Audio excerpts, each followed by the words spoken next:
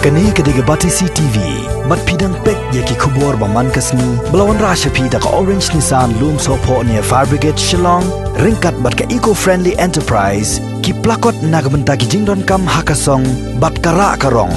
Dulu bah ki state government lu kalau tay situ, nagbenta ban warra ya jing dulu ban pen yakun yang di COVID-19, aduh benta government kala set up. Kumba palak kumba sispa di quarantine center haboro state Meghalaya. Barkla set up absently ki corona care centers apo kani state Meghalaya. Kumjo ya ki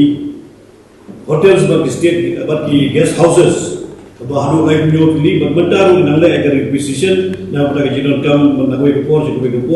kabe dei naga benda kan jing yada ngani jing kun yang COVID-19.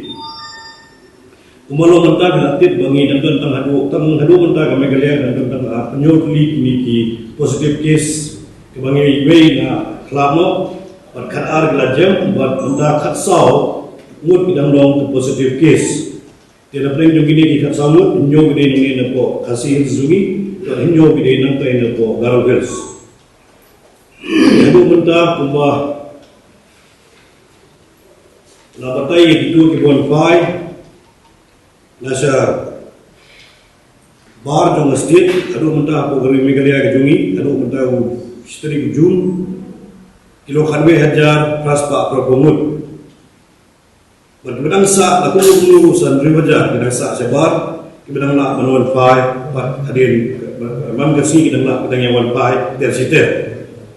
de haju ko poro ong ipi nagabata kuno ban yada yang kini ke COVID-19 dari state Meghalaya ke jungi ke jungi ke labo Haduh sandali ki entry point